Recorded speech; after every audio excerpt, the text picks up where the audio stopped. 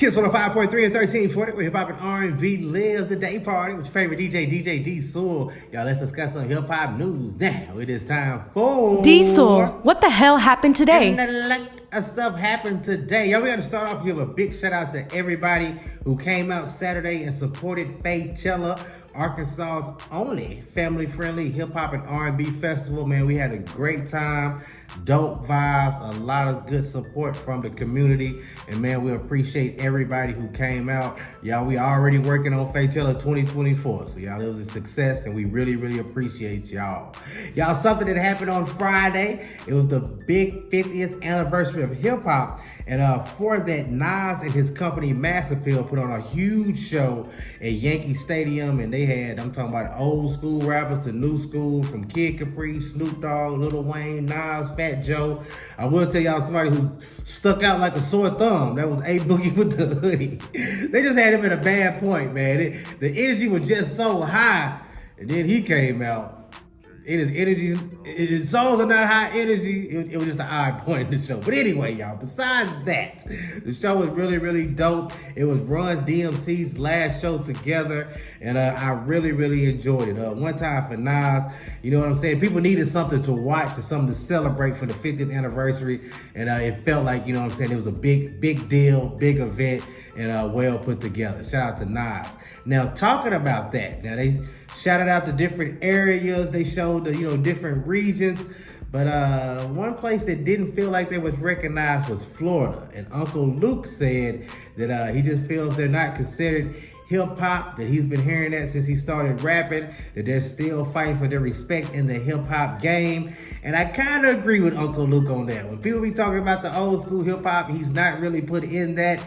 And Uncle Luke got a hell of a story. He went to the Supreme Court fighting for his right to say what he wanted to on records, and he won, which is incredible. You know what I'm saying? Like, I truly feel he needs to do like a docuseries. Right now, I'm actually watching Wu-Tang Clan's show on Hulu. He needs to do something like that. He needs to get his story out so people can see it and hear about it and really know what he did for the game back in the day. You know what I'm saying? He had beef with the West Coast. Like, people need to know what Uncle Luke contributed to the game, because he's right. Florida is not getting recognized, and he did a lot back in the day. And y'all, there was one more person that was mad at the 50th celebration that said that they wouldn't get recognized, and that was Soulja Boy. And Soulja Boy has a point too. He said when he first came out, people said that he was killing hip hop and he had destroyed rap. And he said what really happened was he brought in a whole new wave of rappers and changed the game, which is kind of true. So one time for Soulja Boy. But man, it's a lot in 50 years you try to put together. You know what I'm saying? So they tried, but I do agree with Soulja Boy and Uncle Luke. Y'all, in other news, we got to show love to Magoo. He passed over the weekend. Magoo was known for teaming up with Timbaland in the late 90s. And he was part of the big group from Virginia when they all came out and they was on fire. That was Timbaland, Aaliyah, Devontae Swing, Genuine, Tweet, and Magoo, and they all came out around the same time, and they took over the game for a second, for real. But R.I.P. to Magoo. He passed at the age of 50. And also R.I.P. to Clarence Avant. He's the godfather of black entertainment. It's a dope Netflix documentary about him that y'all should check out. I watched it. It's really good. He's kind of like a connector in the industry. So he has a really dope story. But R.I.P. to both of them. Moving on. Y'all, there's so many lists that has dropped this year. And I'm going to keep saying, I think they just do this to go to start trending. But Billboard, they dropped a list of the top 10 rappers ever.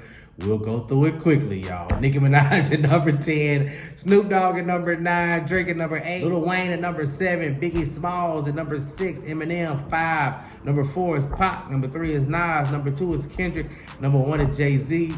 People were making a big deal out of the top 10 because J. Cole was not in it.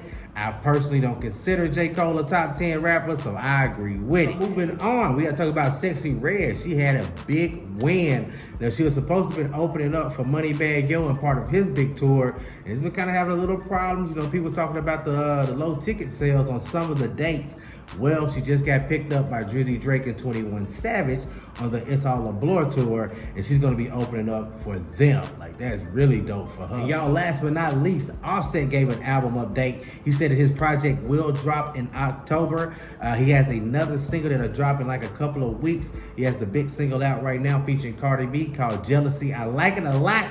It ain't really got a lot of motion, but the song is dope and he flowing on that thing. He said right now he just dropping content and visuals and applying pressure. Now, one thing about this situation with Offset is gonna be interesting to see how it goes.